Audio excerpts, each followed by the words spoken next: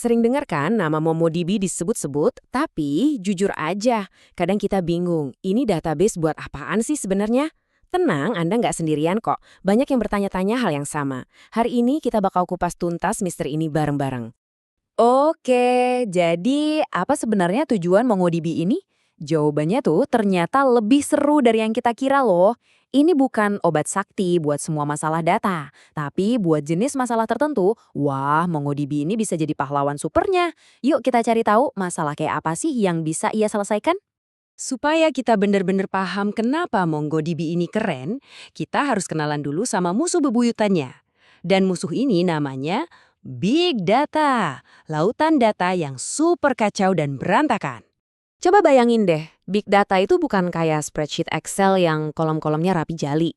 Sama sekali bukan. Anggap aja ini kayak buku harian super berantakan dari sebuah sistem yang isinya nyatet semua hal. Log, klik, data sensor, tanpa peduli formatnya apa. Pokoknya semua ditumpuk itu aja.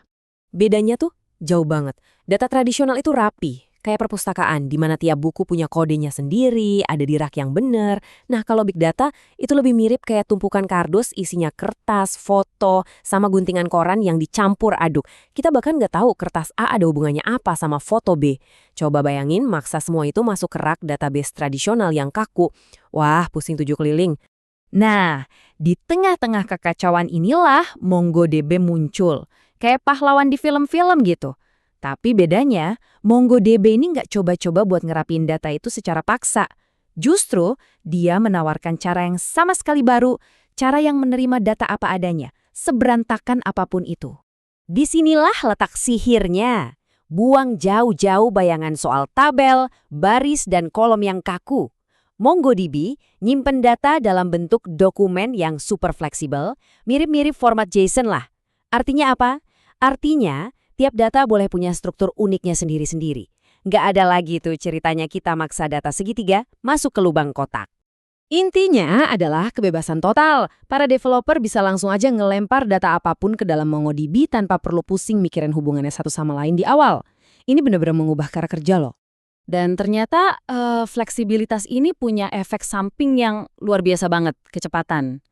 Dan kita nggak ngomongin cuma sedikit lebih cepat ya. Ini tuh beda kelas. Gini deh, coba bayangin nyari satu jarum di tumpukan jerami segede gunung. Nah, kurang lebih kayak gitu rasanya database relasional kalau disuruh nyari data di antara miliaran catatan yang nggak terstruktur. Prosesnya bisa lama banget. Lihat deh bedanya di sini. Jomplang banget kan? Pencarian yang di database relasional bisa makan waktu bermenit-menit. Yang di dunia aplikasi itu lama banget. Di MongoDB, jreng, kelar cuma dalam hitungan detik. Buat aplikasi skala besar, perbedaan antara menit dan detik itu bisa jadi penentu antara hidup dan mati aplikasi. Oke, sekarang kita masuk ke bagian yang paling penting, benar-benar penting. Setelah lihat semua kehebatannya tadi, pasti ada yang mikir, wah keren, berarti MongoDB ini bakal gantiin semua database lain dong. Nah, hati-hati, disinilah banyak orang salah paham. Pasti sering dengar kan perdebatan sengit MongoDB lawan SQL. Banyak banget yang bilang SQL itu jauh lebih unggul. Tapi sebenarnya perdebatan ini tuh agak salah fokus. Ini bukan soal mana yang lebih baik, tapi soal alat mana yang paling pas buat pekerjaan yang beda. Saya suka banget sama analogi ini. Coba dibayangin. Kita ngeluh kok pisau mentega nggak tajam buat motong bawang. Ya iyalah, kan fungsinya bukan buat itu. Nah, sama persis kayak MongoDB. Dia itu dirancang khusus buat skenario di mana database tradisional angkat tangan alias nyerah. Tabel ini ngejelasin semuanya dengan gampang. Database SQL itu jagonya data yang terstruktur dan saling berhubungan. Contoh paling gampang ya, data login pengguna di sosmed. Ada kolom nama, email, password, semuanya jelas. Nah, sebaliknya MongoDB itu juaranya buat data yang nggak terstruktur. Misalnya, data acak dari ribuan sensor atau tumpukan konten dari sebuah website. Beda kan habitatnya? Jadi, apa aja nih yang perlu kita ingat dari obrolan kita? 1.